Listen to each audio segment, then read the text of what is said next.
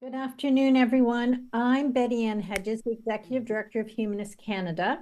And as always, this recording will be available after this event on all of our various platforms, including our new podcast. The podcast is available on Apple Podcasts, Spotify, or YouTube. As we go along, you've been invited to add your questions into the chat, and we'll pick them up as we go along. And anything that hasn't been addressed, Alex will address at the end of the session. And now hosting today's presentation is Jared W. Clegg. Jared is an officiant based in Brantford and is also a member of our Humanities Committee. Thank you, Jared. Thank you, Betty Ann. Thank you, everybody, for joining. The tens of thousands of you listening in your cars on the Voice of Canadian Humanism podcast. Wonderful to be here and wonderful to announce our special guest speaker, very special guest speaker. I mean, it's not often that we get somebody who has great podcasting experience and loves being on the mic. We have Alex Howard, a accredited mediator. I'm just gonna make up titles: expert divorceologist, and also a wonderful humanist officiant covering both ends of the industry. If one doesn't work out, you got you on the other one. She is here to talk about divorce, religion and divorce, all the stigmas that can surround that. It can be a touchy issue, but luckily she is a ray of sunshine in an otherwise dark cavern of a topic. I would happily want to introduce Alex Howard, our special guest. Thank you, Jared. Wow, I mean, quite the introduction. So thank you. And yes, I do have my own podcast all about divorce. It's called Dirty Laundry. And as you can tell by the name, we do try and have a little bit of fun airing out, maybe the sort of secret side of it, but mostly the point is to empower through education, right? Informing folks so that they can make proper decisions in and around their divorce, and destigmatizing, because shockingly, there is still so much stigma around divorce. And as a child of divorce, I felt it throughout my entire life. And just want to get rid of it. Like, what's the point? We're here for a judgment-free zone. So that is a little bit about me. I do the divorce side of things. I do the marriage side of things. I like relationships in all shapes and sizes. So thank you for having me. I'm happy to be here. Wonderful to have you. All right, well then let's just jump right in. As Betty Ann said, I love questions, so please feel free to put them in the chat, or I guess ask it. I mean, I don't mind interruptions, because as I said to these guys earlier, I'll just keep on chatting until somebody cuts me off with a question. So I know we have a lot of officiants that listen to this. So, we can see that marriage, of course, is still very prevalent in our society. For a bit of a history around maybe marriages to kind of kick things off. Let's go back about 2,000 years, give or take. Originally marriage was designed for allegiances, alliances, political reasons, economic reasons. It was very much always arranged by the families of the families of origin on a bigger scale. So that served its purpose, obviously, originally. And then, of course, we see a rise in Christianity, and that does change marriage slightly in terms of sort of a more sacred turn. We started seeing a lot of morality within marriage, which previous wasn't really kind of a thing. And then as well, an emphasis on monogamy, which was definitely not a thing at the beginning. So still there was a lot of reasons around it. Land, trying to secure your land, trying to secure farming, all of that stuff, obviously for families to survive. Survival is always at the root of everything. But with religion sort of impacting marriages, we do see more around individual consent starting to come up. the Protestant Reformation, and anybody who knows anything about this, correct me if I'm wrong, I'm not huge on religion, generally speaking, but in and around the 16th century, they really started to challenge the Catholic Church's control over marriage. So Protestant Reformation, we're looking at Martin Luther. He starts advocating for marriage as more of a partnership based on love and respect. So that again shifted the dynamics of marriage. And then as well, we kind of see this support around divorce. So obviously that had always been a thing, whether it was popular, whether it was legal, there were so many iterations of what that looks like. But that is also when we start to see marriage laws becoming codified. So that kind of changes things as well. Of course, everybody knows with the introduction of, the Industrial Revolution, we see huge changes in the landscape of the family dynamic. No longer do you need land to farm per se. Women are working, right? We see the rise of women's rights. That changed so much, as you can imagine. And so there is, like I said, people are still getting married, which is always exciting for us. But we see a huge rise in divorce as well. The women's movement, they're getting jobs, they're allowed to now have bank accounts, credit cards, maybe without a co-signer, a male counterpart. So you see a lot of that shift in terms of the dynamics of families in general. And again, this sort of idea about empowering women to actually make a decision that's best for them versus what they're sort of forced into. So that's a kind of, I guess, a very brief history, if you will, about marriage generally. Any questions? Anything, Jared, that you want me to delve into deeper? Yeah. I got a question about during the Protestant Reformation, which, by the way, my favorite schism. What would be the common cause for divorce back then? Was it husband's a drunk or wife's a witch? Like, what would be the common source then? You know what? Great question. I think a lot of times you see things where there's a better option available, right? So whether infidelity was present or not, again, it was never really the choice of the woman. So if the man was out, if the husband's out having a great time, it really didn't affect the marriage per se. It was more, I think, like I said, if they had a better offer, if there was, again, a different opportunity in terms of wealth, in terms of aligning yourself with a different family, that sort of thing. Okay, fair enough. Sorry, I saw a question here as well in the chat. You can hear me. Okay, good. Yeah, So, I seem to be the oddball out. So okay, good. Some can't hear me, some can't. But I can't hear Jared. I can only hear you. Weird. Oh no. So I don't know if I'm missing something. There we go. Let me mess There with you are. settings. Now I Am got you. bad? Yeah, my back. Yeah. Yeah. Zoom's fun. Great. Okay. Thank you. Alex, I was curious, are there any statistics from back then?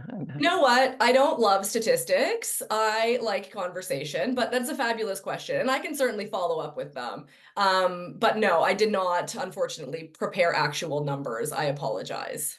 Yeah.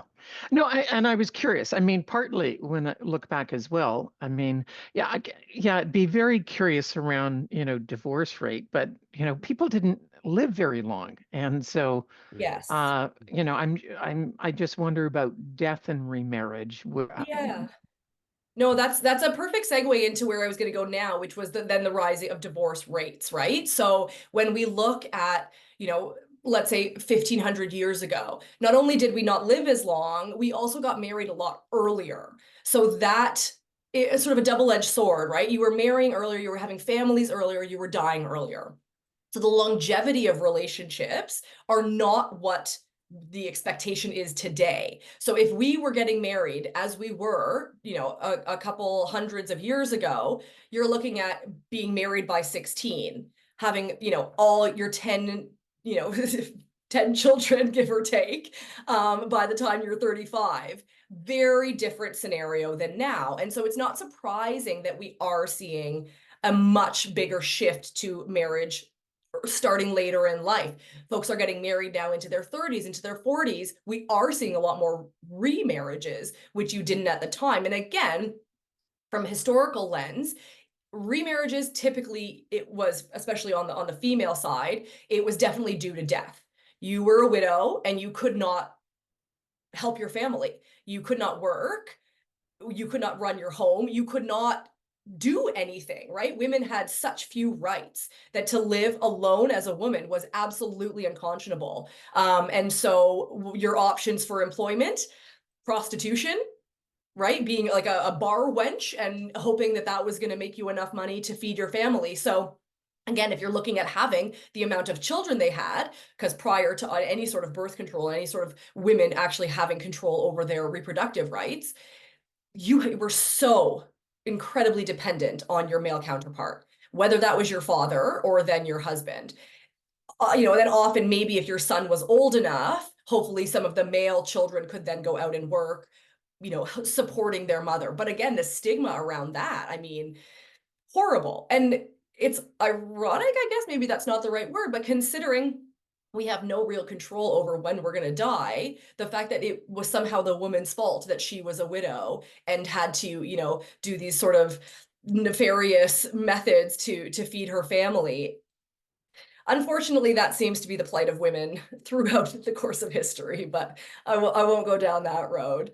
But thank you for that question. And listen, if folks are interested, I'm happy to provide some more statistics in and around that. The history of marriage is not my expertise per se, but looking at it through a divorce lens, there certainly you can see reasons as to why throughout the course of history, why divorce has become more and more significant and more a part of our vernacular these days. And then, like I said, ironically, the fact that the stigma is still there is really unfortunate, in my opinion. And if you're a widower, though, the plus is you got to wear black the rest of your life. So that's always fun. That is a good point. And I do look good in black. So, not all negative. So yeah, let's talk more about divorce. I think one of the things, like I said, I keep bringing up stigmas around this. And to me, the whole idea about both marriage and divorce, I find it so interesting that both are highly stigmatized, right? So if you're unmarried, that's horrible. If you're married, that's also horrible for, a variety of reasons. If you're widowed, horrible. If you're remarried, horrible. Like, it just, to me, seems like relationships generally, there always seems to be some kind of outward judgment that comes with it. Folks feel like they have a say in other people's relationships. And I don't know why that is. And if anyone has insight into this, like, I'm super happy to make this more of a conversation than a lecture. So please jump in. But again, you see more of that falling onto the shoulders of the women in the relationships. It just feels to me like you can't do right. Whether it's because you're getting married later now, well, you're a spinster. You got married too early, well, you're likely a whore. Like, there just always seems to be some kind of opinions from the masses. And so a lot of that, in my opinion, has to do with the influence of the church. People like to think that they can have a lot of opinions on the way other people live their life. And maybe that is outside of religion. We still see that in terms of the way people are raising their kids, in terms of the way people are, presenting themselves online. There is just constant judgment about other people. For myself, I grew up a little bit in the church, quickly got out of it because it was not for me. As I already alluded to, I am a child of divorce. My parents divorced when I was 8. So we're going on over 30 years, and there is still so much stigma around it. And as a child, I felt it. And again, so we're looking at, the early 90s, let's say, divorce was done very differently back then. And I was one of the few in the schoolyard that was a child of divorce. Now, obviously, that has changed significantly. We're seeing all varieties of families coming in all shapes and sizes, and I love it. I am so here for it all. But there's still this constant judgmental sort of aura in and around relationships. And that is what I'm trying to move away from, because really nobody knows what's going on behind closed doors, and we have no facts and, quite frankly, no place really to say anything about it. But when you do take it through the lens of religion, it is very much man and wife, right? Like it's very much this, nuclear family is what we're all striving for. And when you have that verbiage and that narrative constantly pounded into you everywhere you go, if you don't fall into that, then you feel lesser than. And that does impact the way we all, live our lives generally, but certainly the way we live in our relationships. We are so worried about what the optics are in and around how we choose to live our lives. And so for me, the move away, again, just for me personally, the move away from the church for me was just an attempt to move away from someone telling me how I should be living my life, right? It's the should. I always say, stop shoulding all over yourselves and just do what makes you happy. Because at the end of the day, you're on your deathbed and it's like, oh, if only I had gotten divorced because I was married to this person who I actually was miserable with, but heaven forbid, my pals in the church choir knew anything about that. Or, you just feel so tied and so constrained by these outward opinions. And I always come back to the irony of it, which we're all living that, right? So if everyone is feeling judged by their choice, but they're all living different choices, it's like, who is this serving? Who is this helping?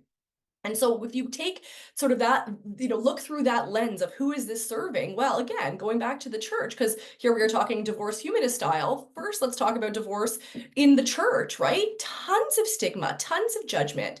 In the Jewish faith, you have to get a religious divorce as well. It's called the get. And I just learned about that recently because of clients of mine. I hadn't heard. They're like, oh, we can sign on the dotted line, sign our separation agreement. But in the eyes of our religion, we're still not divorced. So even to me, the fact that like there is not a division of church and state still in this generation, in this century, they're still so intertwined, right? A lot of folks are still getting married in churches. And, I recently went to my cousin's wedding, and her now husband, very involved in the church, very religious, and, good for them. That works for their family. But the majority of the marriage was about how they were making this commitment to God, even before they were making this commitment to each other. And it's so interesting to me as, I guess, as obviously a non-religious person, that's kind of the hierarchy. That it's like first is God, then is, I don't know, your partner, your family, what have you. Like, where do we as individuals really fall into place? And so part of the reason I'm so passionate about divorce is I see a lot of, again, especially women, I am going to be biased throughout this thing, so let's just get that out of the way. There is this freedom and this liberation that comes on the other side. And I think because of this, like I said, this narrative that we have all been told for so long of like, you got to tick these boxes, you get married, you buy a house, you have 2.2 kids, you get your dog. Like, it's just so prescribed and we fall into it. And then all of a sudden we go through a horrible experience because divorce is not easy. And yes, we do try and bring some levity to it on our podcast and try and just bring some light to it because it isn't obviously a difficult and heavy time. But then they come out on the other side and the freedom of making their own choices.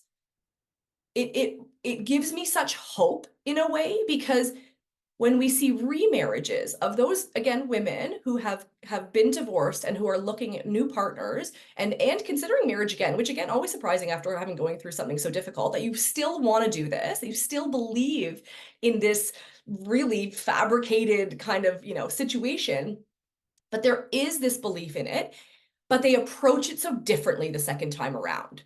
And that's what inspires me to just think, okay, I get to help people end something that was maybe not right for them in the first place, and then do something new and do something different. And that's what gives me excitement. And it's this empowerment.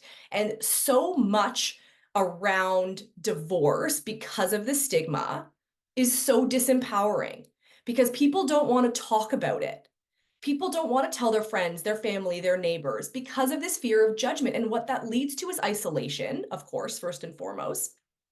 What that leads to is often misinformation, disinformation. And so you have folks that are so malinformed entering something, the divorce process, which is so legally heavy and incredibly impactful to your future, but nobody wants to talk about it. So I think, you know, I'm segueing into way ahead to the end of this talk, but I'm going to just go there anyways because it seems to happen. But by educating folks, by pushing marriage dates to later in life, allowing, again, women to be financially independent, to live independently first, it means they're making better choices in their relationships. And that then leads to less divorce. So it's interesting. You talk about stats, Martin. And again, I don't have any, so I apologize. But what I do see is divorce rates are lessening, but also simultaneously marriage rates are going down. So it's still kind of on par in terms of a ratio. We're just seeing less of it altogether. And so whether that is because of, again, women, you know, having jobs, being able to support themselves, not being as reliant upon men as they used to be historically, they're actually able to make the decisions that is best for them, right? And that's maybe not about children, right? You don't have to be married to have kids in this day and age, but maybe they don't want kids at all. And so if you don't want kids at all, maybe you actually don't need to live with your partner. Maybe you don't need to marry them. You can just live happily on your own with them being a value add, if you will, right? They're just adding to an already full life. Like I always hate when people are like, oh, you complete me. You're my other half. No, this to me is bullshit narrative. Sorry, am I allowed to swear on here? Sorry, Betty Ann. We have to get rid of that kind of you know, Hollywood or fairy tale Hallmark kind of movie lines that set folks up for such horrible expectations. And if we can do away with that, and part of that means having more open dialogue in and around what relationships look like in this day and age. You don't need a partner. Is one nice to have? Absolutely. But it should add to an already full and complete life. And then it's just an additional, you know, a bonus. Like I said, it's not, you're not dependent on this structure, on this major legal commitment. And as a wedding officiant, just as an aside, I always tell my couples, like, I love doing premarital classes. I really want to set them up for success. I'm forcing them to have these difficult conversations in and around finances, in and around children. You know, the amount of selfishly, the kicks I get from asking, again, a heteronormative couple, who's staying home with the kid once you have them? And the men look at me like, what kind of insane question is that? Of course she's staying home. And it's like, well, actually, no. And have you had that conversation? So I love to push boundaries. I love to, you know, flip the script a little bit and actually make folks pause and think, hey, all of that stuff we've been fed our whole lives, and we are all guilty of it.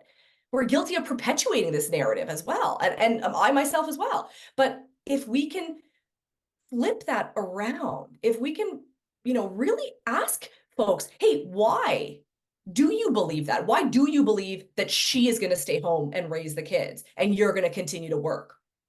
For some, it's because she wants to. For some, it's because he makes more money and this works for their family, and that's totally fine, provided you've given thought and you've had conversation around it.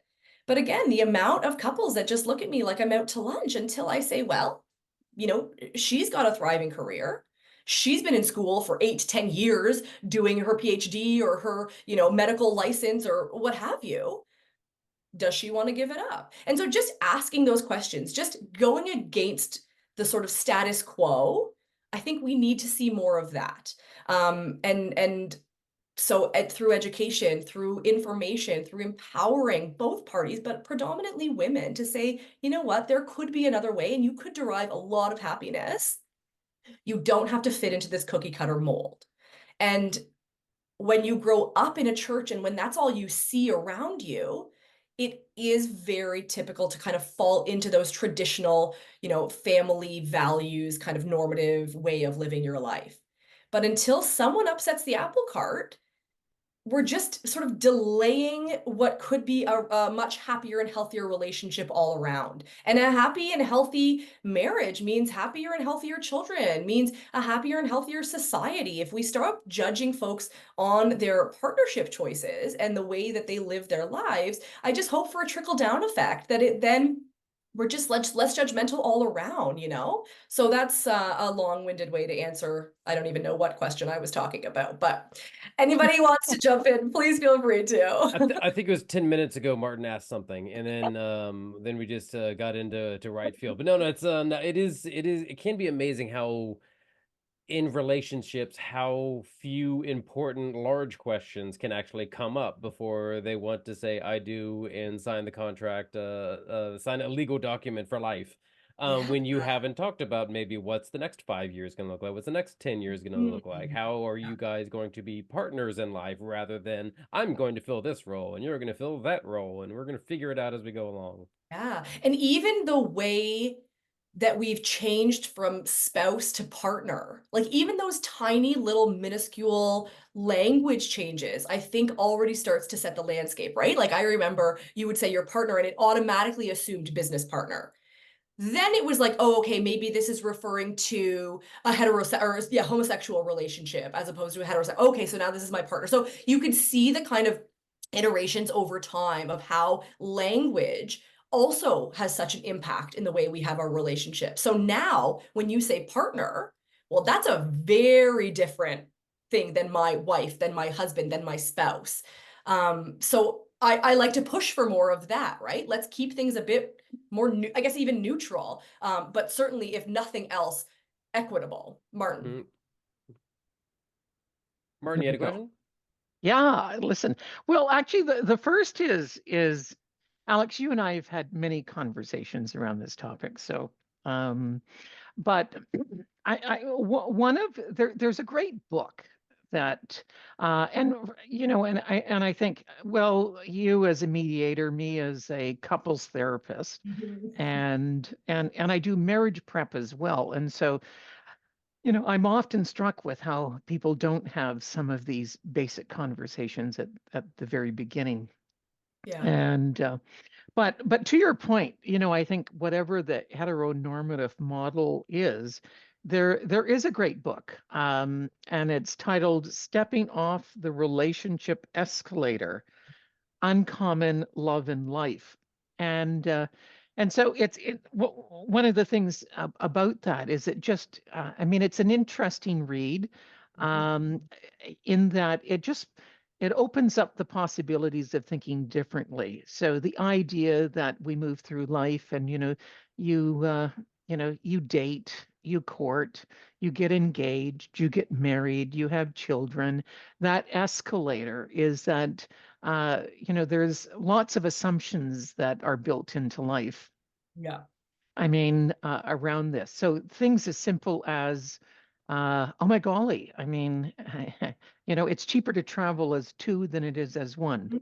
Right.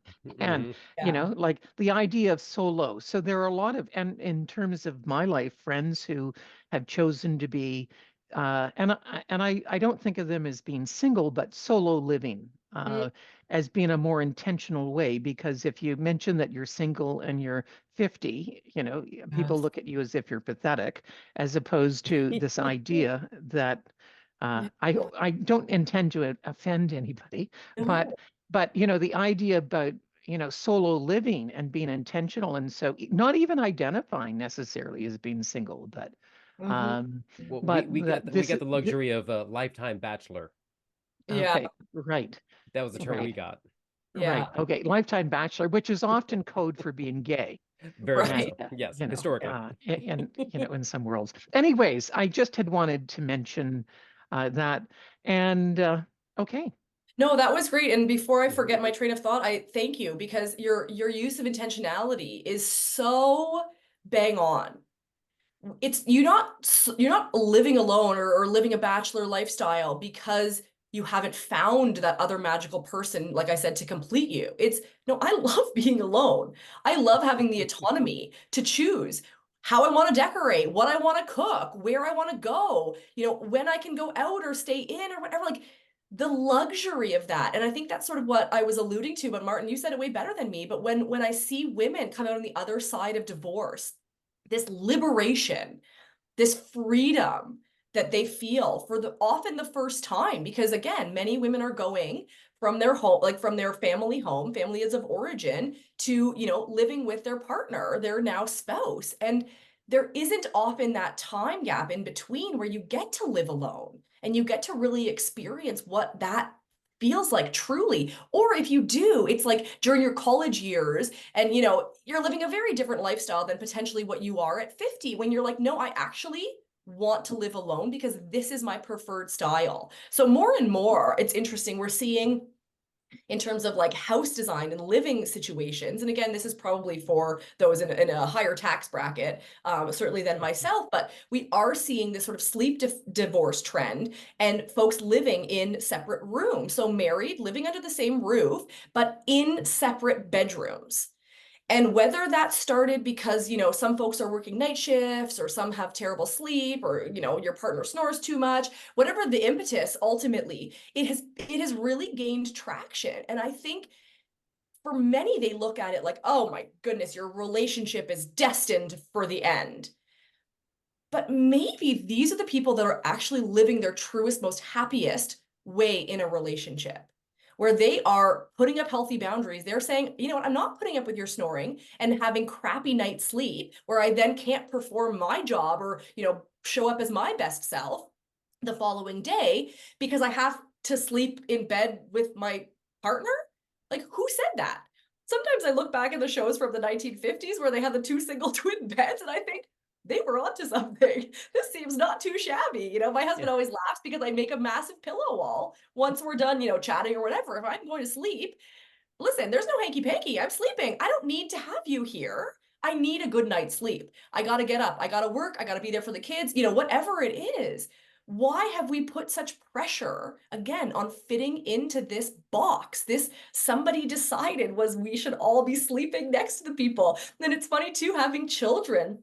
I remember mine were so pissed at me. They're like, why do I have to go sleep alone and you get to sleep with dad? They're lonely. They want companionship. So we say our kids have to sleep one way, but then we do the complete opposite and get to have a companion. So all that to say, listen, again, Martin, thank you for sharing, because yes, can we be more intentional? Can we ditch the judgment and the stigma and just say, how do I set up my life for maximum enjoyment?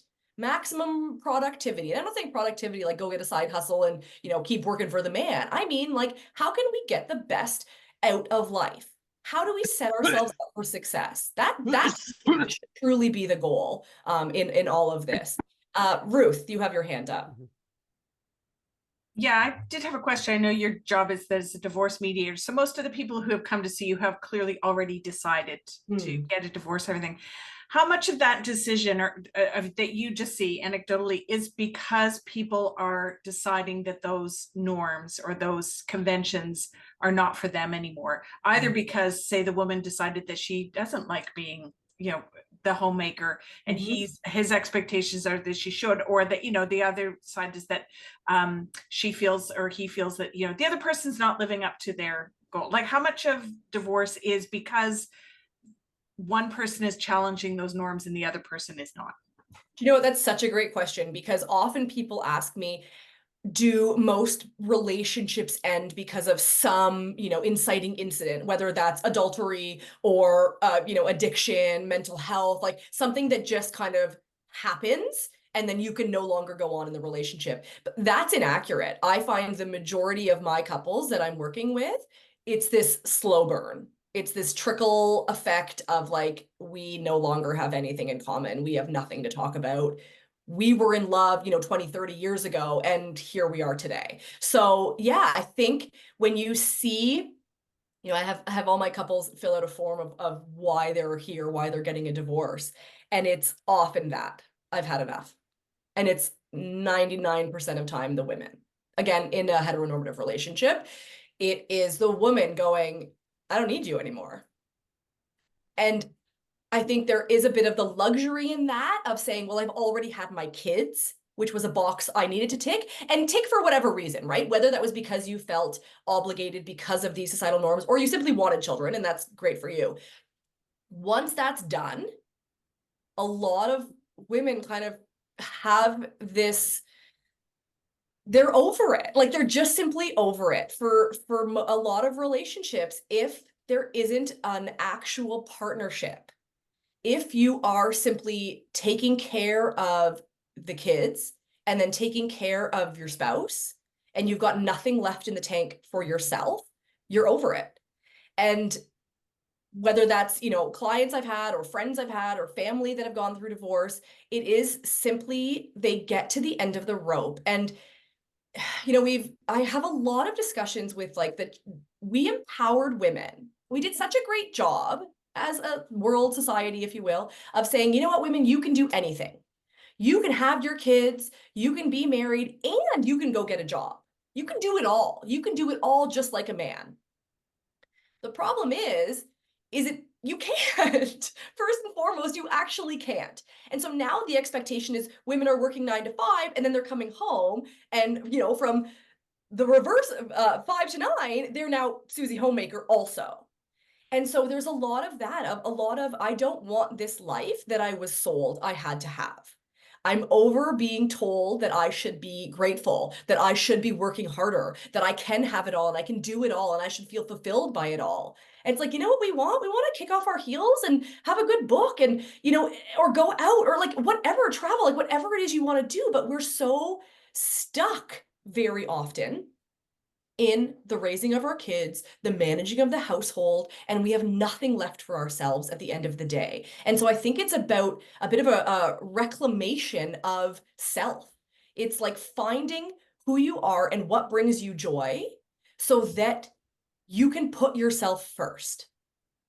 Because we are so often told subconsciously that we actually have to put ourselves last. We have to martyr ourselves for our kids, for our relationship, to make sure we have this clean home. You know, again, Martin, I feel terrible. I have no stats, but they're, you know, the women like that work, they're actually spending more time with their children now than they did in the, like, let's say 50s to 70s when they were at home full time.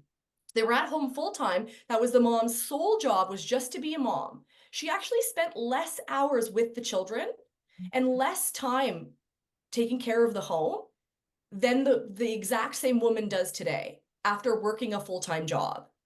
So it's so interesting to me how we have empowered women to go out and get jobs and be highly educated and be incredibly successful. But also this tiny little caveat that we forgot to mention, which is also we have to do all the shit you did before also. So go have it all, right? And I think that's really where the problem is and where I see divorce today. It's a pushback against that, but we don't do it straight out of the gates. We'd only do it once we've kind of seen the error of our ways. So really what I try and do is push folks to see it sooner, I guess, to say you don't have to have it all, which is why I love that less people are having kids because they don't want them. And if you don't want them, don't have them. And less folks are getting married because if you don't want to get married, don't get married, right? It doesn't actually impact your life in a negative way if that's your choice. If, as Martin said, you're doing it intentionally. But we just need more of that. And the way we get more of that is by talking about it, is by normalizing solo living, is by normalizing not having children. It's normalizing, I actually want to be a stay-at-home mom. I don't want to work. But now what does that look like financially, et cetera, et cetera. So again, if you can make the choice because it's best for yourself, not because it's best for society, then I actually think society wins in a weird turn of events. Well, Alex, I can tell you statistically, 50% of the questions we have are Betty Ann. Betty Ann, you have your hand raised.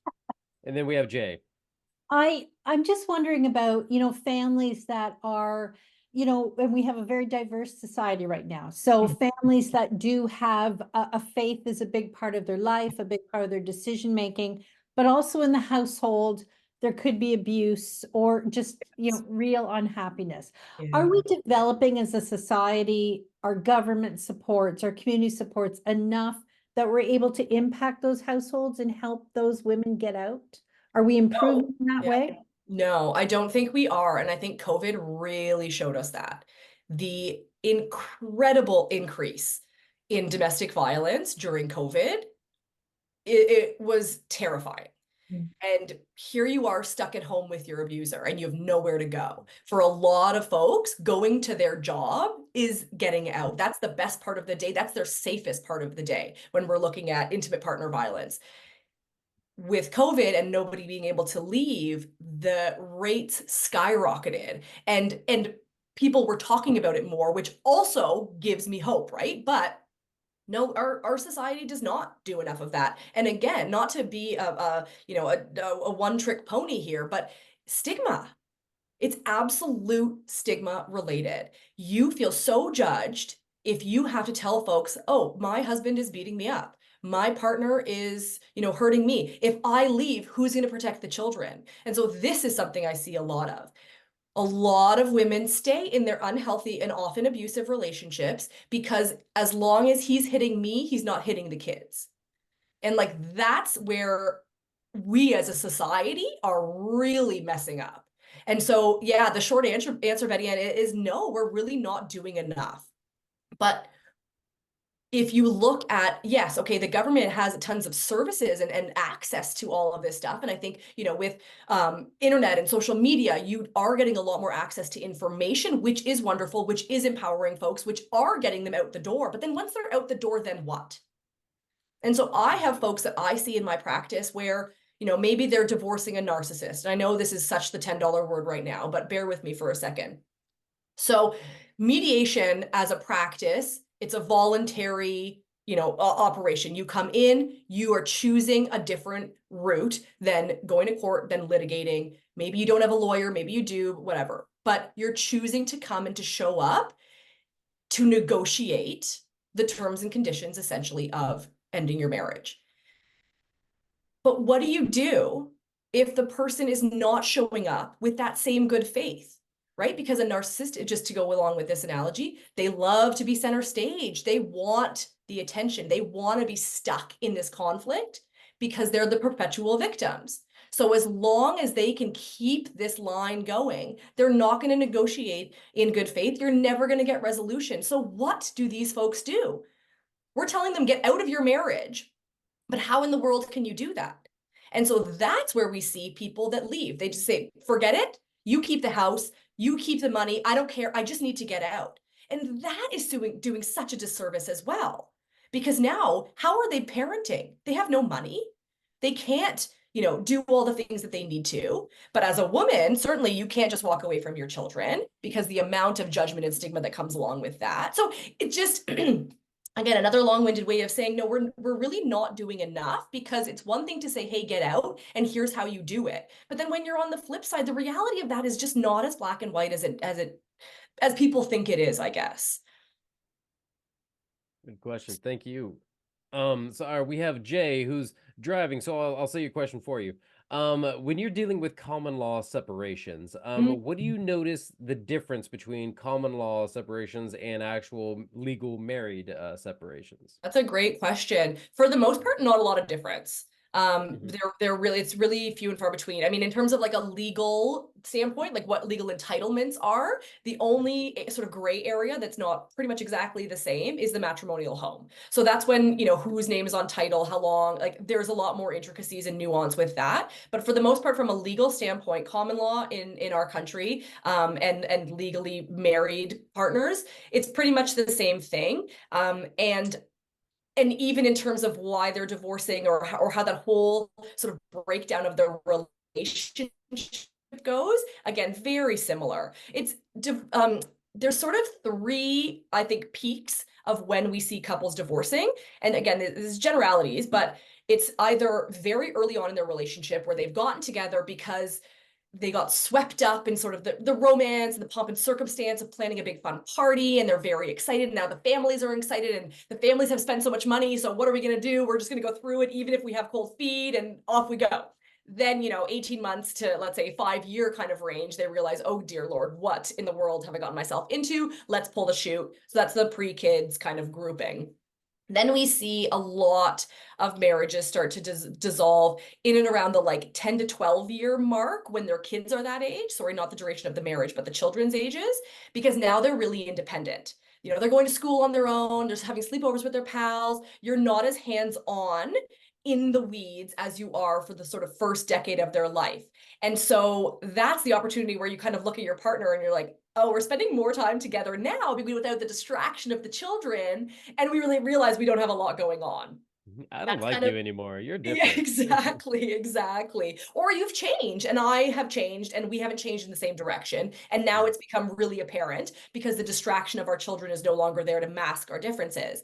And then we see the gray divorce, which I know kind of has some judgment even in and of it, but that's when kids have gone off to university or they've moved out, they're starting to have families of their own, you've hit retirement age, and your same sort of dilemma where it's like, we had different plans for retirement. So maybe, I just want to sit on my porch swing and read my book and drink my lemonade all day. You want to go travel the world.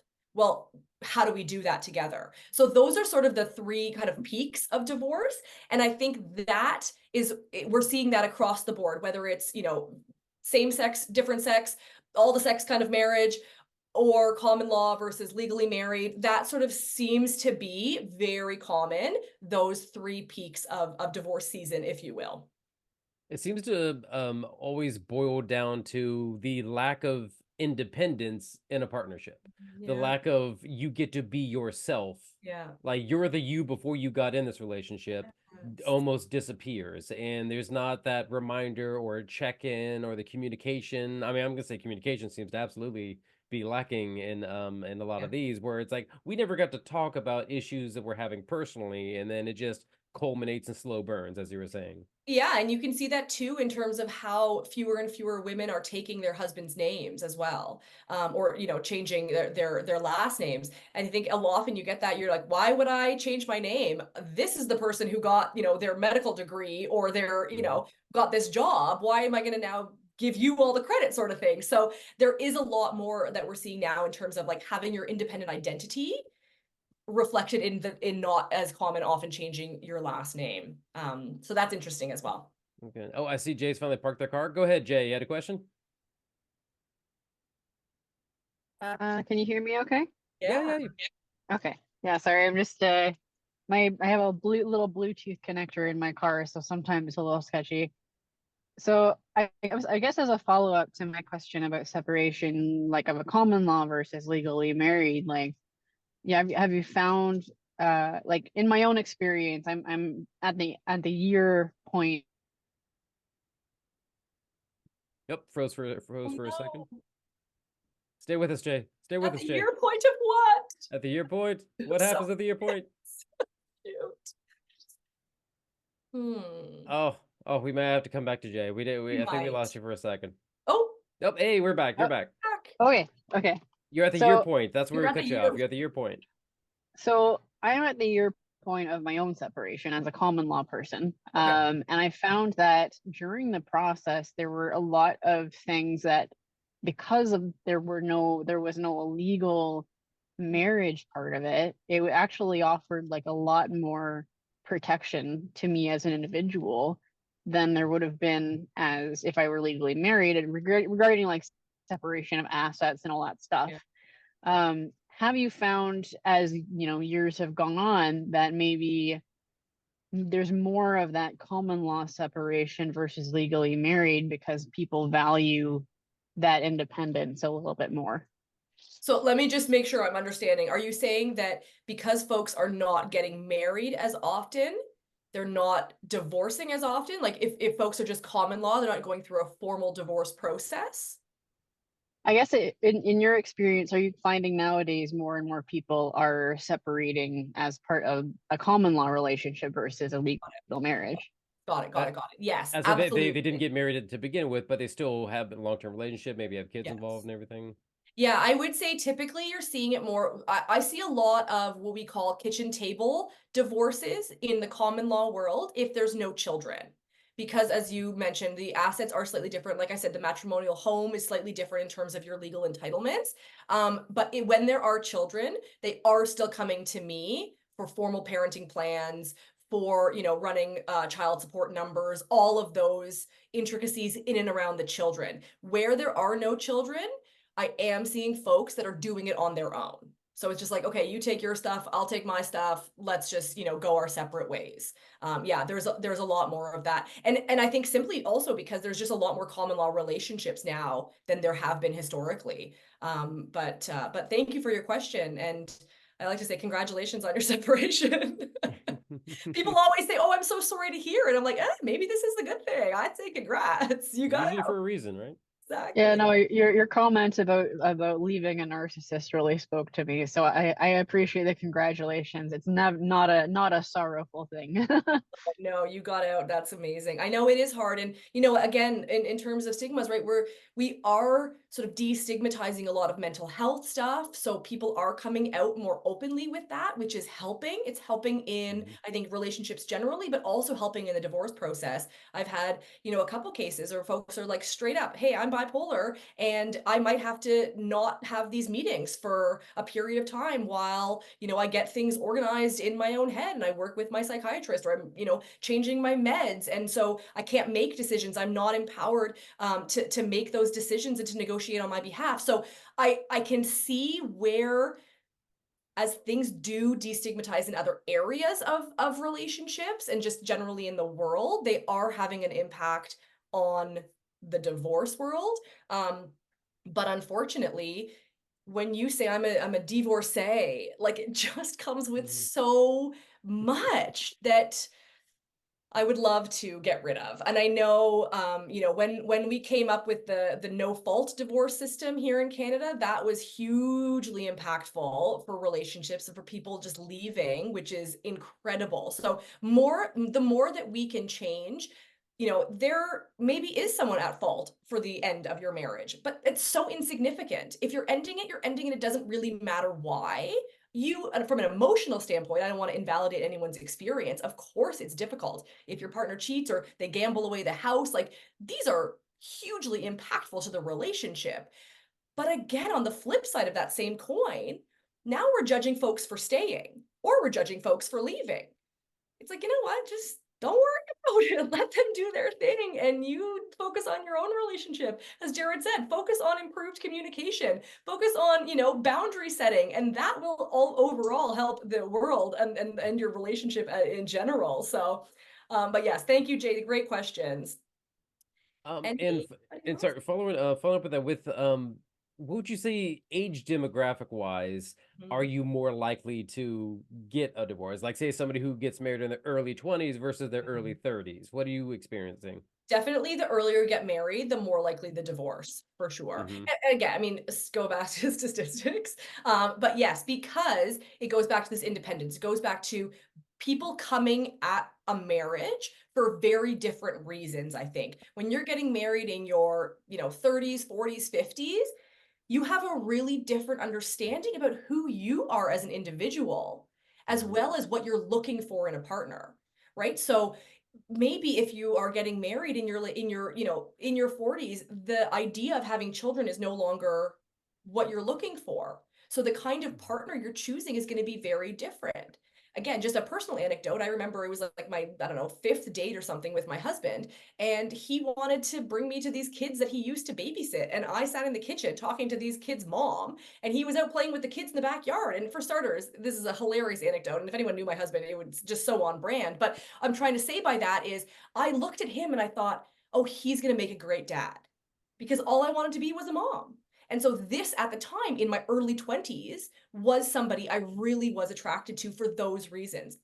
If I had met him now, maybe it would never have worked out, because what I want in a partnership is very different than I did 20 years ago. So I think, yeah, Jared, to answer your question, the later people are getting married, the longer their marriages are lasting. But again, if it doesn't matter, let's say from like a societal standpoint, if your marriage lasts or doesn't last, then you as an individual can make the best choice for yourself, because you're not having the outside influences dictating what you actually think you want.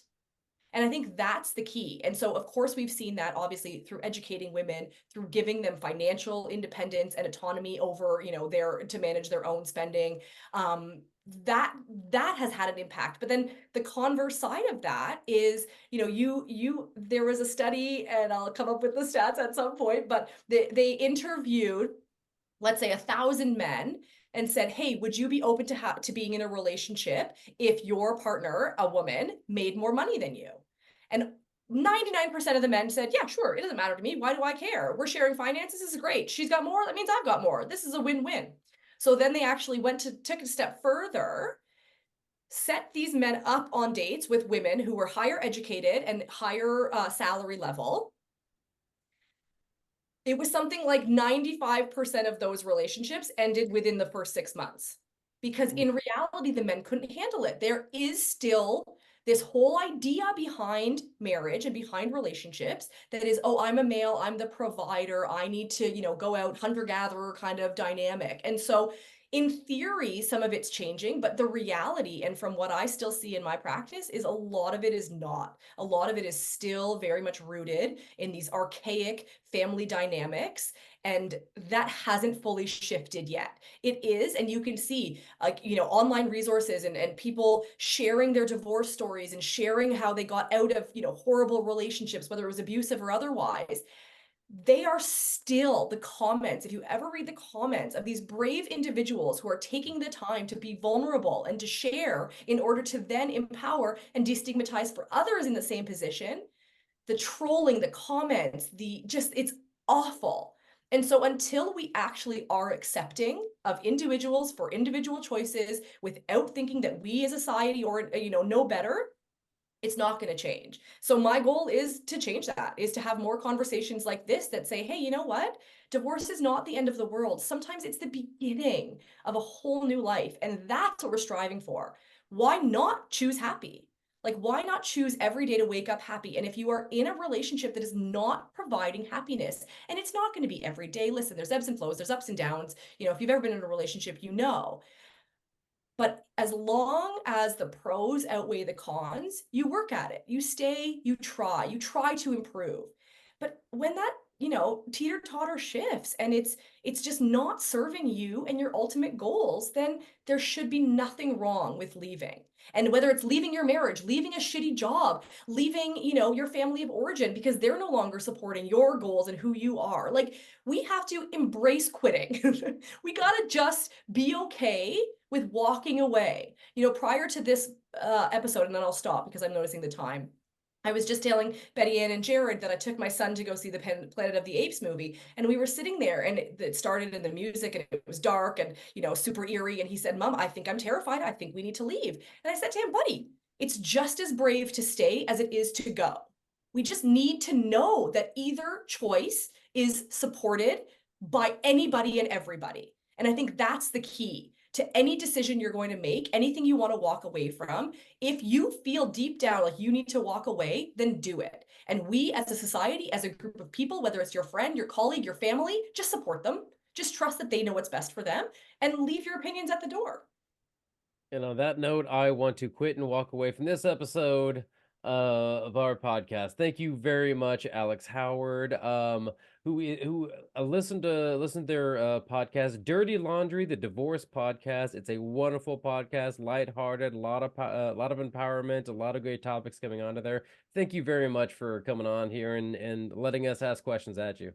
Thank you. I so appreciate it. And please, if anyone has any questions, Betty Ann, maybe give them my contact info because I'm super happy to continue this conversation. I love talking about divorce. I love empowering people to leave unhealthy relationships or to work on one if it isn't unhealthy. So thank you so much. Thank you. Thank you. I've put the podcast and your Instagram in the chat. And I want to say thank you. Thank you, Jared, for hosting, and Alex, very helpful, heartfelt, and always entertaining. Definitely. But also just want to remind everyone that this programming is made available due to our members and our sponsors.